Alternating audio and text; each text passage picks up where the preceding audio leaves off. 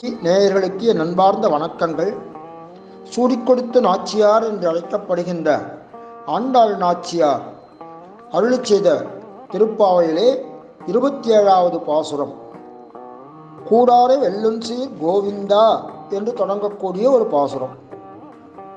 கூடியிருந்து குளிர்ந்து என்பது இந்த பாசுரத்தினுடைய முக்கியமான சொல்லாக அமைந்திருக்கிறது. இந்த திருப்பாவை ஆண்டாள் அருளிச் செய்தாலே அதனுடைய தாத்பரியம் என்ன? எல்லோரையும் அழைத்து கண்ணபிரானை எல்லோரும் அடைய வேண்டும், ஆனந்திக்க வேண்டும் என்பதுதானே தாத்பரியம். அதை முதல் வார்த்தையிலே கூடார வெல்லுஞ்சீர் கோவிந்தா உந்தன்னை பாடிப்பறை கொண்டு யாம்பெரு சம்மானம் நாடுபுகழும் பரிசினால் நன்னாக சூடகமே தோள்வளையே தோடே செவிப்பூவே பாடகமே என்றனைய பல்கலனும் யாமணிவோம் ஆடை உடுப்போம் அதன் பின்னே பார்ச்சோறு மூட நெய் பெய்து முழங்கை வழிவார கூடியிருந்து குளிர்ந்தேலோர் எம்பாவாய். இப்போது அவர்கள் எல்லோரும் கண்ணனை அடைந்து விட்டார்கள். கண்ணனுடைய சிம்மாசனத்திலே எழுந்தளிக்கிற கண்ணனை அவர்கள் நெருங்கி சென்று விட்டார்கள். இன்றைய தினம் அந்த வேண்டிய பறைகளையெல்லாம் வேண்டிய வஸ்துக்களையெல்லாம் கேட்க வேண்டிய தினம். கண்ணனும் அத்தனையும் கொடுக்கிறேன் என்று வாக்குறுதி கொடுத்திருக்கிறான் இல்லையா? அதனால இந்திய பாசுரம் ரொம்ப முக்கியமாக அமைந்த பாசுரம். கூடாரை வெல்லும் சீர். கூடாரைன்னு என்ன அர்த்தம்? யார் கூடார் அப்படின்னும்போது கண்ணனுடைய கல்யாண குணங்களை கண்டு அழுக்காறு கொண்டவர்கள் யாரோ அவர்களே கூடார். கூடாரை வெல்லும் அப்படின்ற தொடக்கம்தான் கூடாரவள்ளி பாசுரம் என்று சுருக்கமாக செல்லமாக அழைக்கப்படுகிறது. இப்போது பெயர்கள்லாம் இருக்குன்னு வச்சுக்கோங்க. அந்த பெயர்கள்லாம் சுருக்கி சொல்கிற மொழியும் கோமலவல்லி கோமளி, அமிர்தவல்லி அமிர்தா, வேதவல்லி வேது, பங்கஜவல்லி பங்கஜம், கமலவல்லி கமலா. வள்ளின்னா கொடின்னு அர்த்தம். கொடி தாவரங்கள்லாம் படருவதற்கு ஒரு கொழு கொம்பு தேவையல்லவா? அதுபோலத்தான் பெண்களுக்கும் தேவை ஒரு கொழு கொம்பு. கன்னி பெண்ணாக இருக்கும்போது தாய் தந்தையர்கள் கொழு கொம்பாக அமைகிறார்கள். திருமணமான பிறகு மணாளம்தான். பொதுவாக பெண்கள் அப்படின்னா நம்மளையும் சேர்த்துத்தான் ஆண்களையும் சேர்த்துத்தான் பெண்கள். இந்த விண்ணுலகத்திலே தான் ஆண், மண்ணுலகத்திலே தான் ஆண் பெண் என்ற வித்தியாசம். கண்ணன் பகவானுக்கு நாம் எல்லாரும் பெண்கள் தான். இந்த ஜீவாத்மா அத்தனையுமே பெண்கள் தான். நாம் பெண்களாக இருந்து பகவான் புருஷோத்தமனாக இருக்கக்கூடியதான கண்ணனை நாம் எல்லாரும் சேர வேண்டும். அதுக்காக அனைவருக்கும் கொள்கொம்பாக இருப்பவன் கண்ணபிரானே அப்படின்றது பெறப்படுகிறது. கூடாரை வெல்லும் சீர் கோவிந்தா. சீர்னு சொன்னால் குணமுள்ள தன்மையை சொல்கிறது, கண்ணனுடைய குணமுள்ள தன்மை. அப்போ கூடாரை வெல்லும் சீர் கோவிந்தா அப்படின்னும் போது கூடியவருக்கு அவன் எப்படிப்பட்டவன் என்ற கேள்வி தெரிகிறது அல்லவா?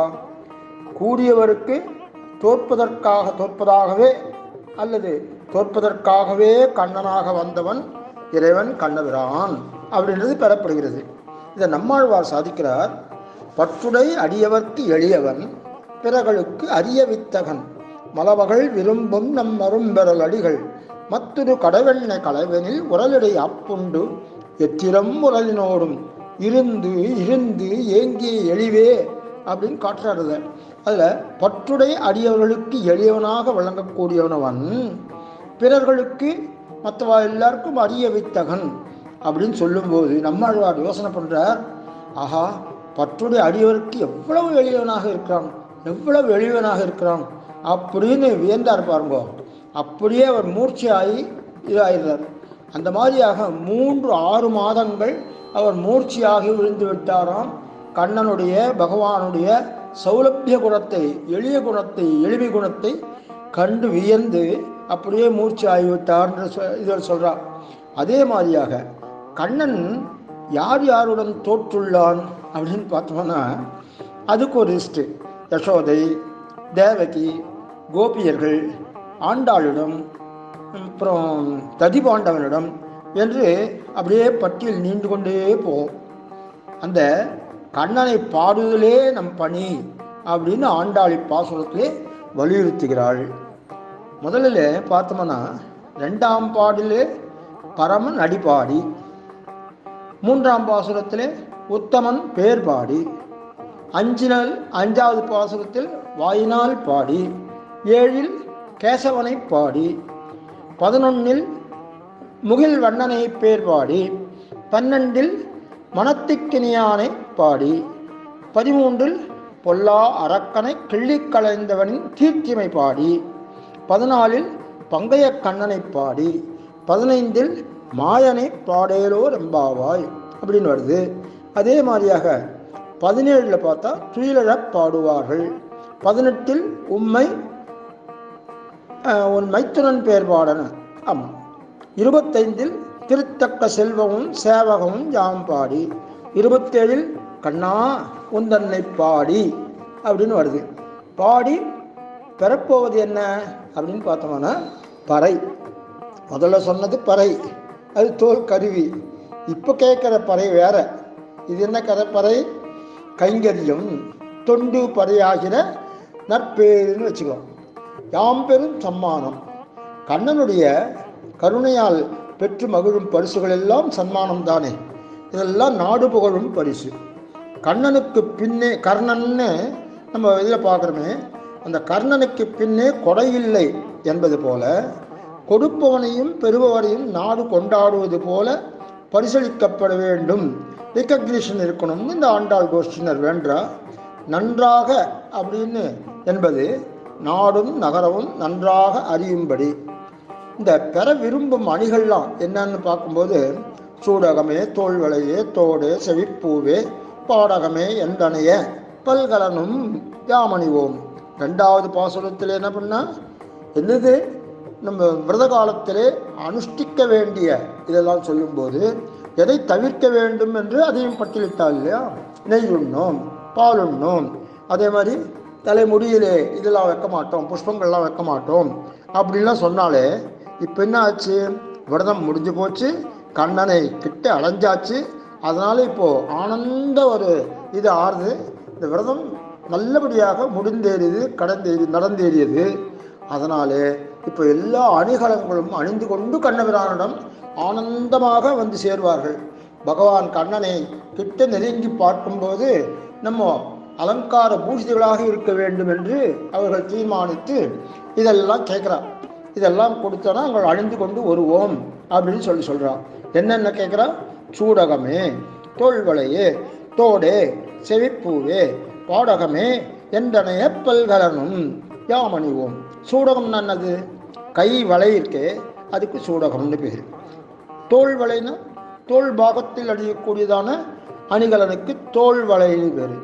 இந்த தோடு செவிப்பூ இது ரெண்டுமே காதுகளிலே அணியும் அணிகள்.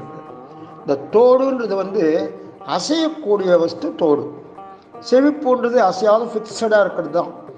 பாடகம்னு அர்த்தம் பாத கடகம், அதுதான் மருவி பாடகம்னு ஆகிப்போச்சு. பாத கடகம் இந்த திருவடிக்கு அணிவிக்கும் அணியானது பாடகம்னு பேர். ஏன் முதலில் சூடகம்னா அப்படின்னா கைத்தலம் பற்றும் அந்த பற்றுவதே இந்த கல்யாண சடங்குல முக்கியமான ஒரு பணியாக இருக்கு. எனவே முதல்ல கையணி அது இருக்கணும். அடுத்தது 2வதாக தோல்வளை சொன்னாலே ஏன் அப்படின்னு ஒரு கேள்விப்பட்டிருந்தால் அதுக்கு பதில் என்னன்னா, கைப்பிடித்த கணவனின் தோளில் சாய்வாள் அந்த பெண்ணானவள் அப்படின்றதுக்காக தோல் வளையம். 3வதாக காதணிகள் ஏன் சொன்னா அப்படின்னா, தோளை அணைக்கும் போது இந்த காதுகள் தானே அந்த கண்களிலே அந்த மணாளனுடைய கண்களிலே பிரகாசமாக படுகிறது என்பதனால் அதற்கும் ஆபரணம் வேண்டும் என்று கேட்கிறார்கள். இறுதியாக பாடகம்னு சொன்னால் மணாட்டி காலை பிடிக்கும் இந்த நம்பியினுடைய கைகளுக்கு அது ஒரு பெருமை சேர்க்குவதற்காகவே என்பதாக இதை அணிகிறாளாம். இப்படிப்பட்ட விசேஷமான வஸ்துக்களை எல்லாம் இந்த இதில் பார்க்குறோம். இன்னும் மேற்கொண்டு எத்தனையோ பார்க்குறோம். இதில் கூடாத வெல்லும் சீர் கோவிந்தா உந்தன்னை பாடி பறைகொண்டு யாம்பெரு சம்மானம் நாடு புகழும் பரிசினால் நன்னாக சூடகமே தோல்வளையே தோடு செழிப்பூவே பாடகமே என்றனைய பல்கலனும் யாமணிவோம். அடுத்ததாக ஆடை உடுப்போம். அதன் பின்னே பார்ச்சோறு மூடனை பெய்து முழங்கை வழிவார. பகவான் கண்ணனை அடைஞ்சாச்சு. இப்போ ஆனந்தத்துக்கு குறைவே இல்லை. அதனால நாவிற்கும் தித்திப்பாக இருக்க வேண்டும், கூடியிருந்த அனைவர்களுக்கும் குளிர்விப்பதாக இருக்க வேண்டும். அப்படிப்பட்டதான வஸ்து சர்க்கரை பொங்கல். சர்க்கரைன்னு சொன்னவுடனே பொங்கல், சர்க்கரை பொங்கல் சொன்னவுடனே நாக்கில் அப்படியே இது ஊறுறது இல்லையா? அந்த மாதிரியாக ஒரு தித்திப்பு பண்டம். அது எப்படி இருக்கணும்னா, இந்த பால் பொங்கி வரும்போது அந்த நெய்யை ஊற்றி மறுபடியும் அந்த இதோட அரிசி சாதங்கள்லாம் பொங்கி வரும்போது அதன் மேலே மறுபடியும் நெய்யை கொட்டி இந்த மாதிரியாக பாலும் நெய்யும் கலந்து கலந்து அதெல்லாம் மேலே எதிர் பொங்கி மீதளிப்புன்ற மாதிரியாக வருதான். அது மூடிக்கிறதான். இந்த மாதிரியாக நெய்யும் இந்த பாலும் எல்லாம் சேர்ந்து ஆடைகளாக மூடிக்கொள்கின்றன. அந்த மாதிரியாக ஏற்பட்டதான மூட நெய் பெய்து முழங்கை வழிவார.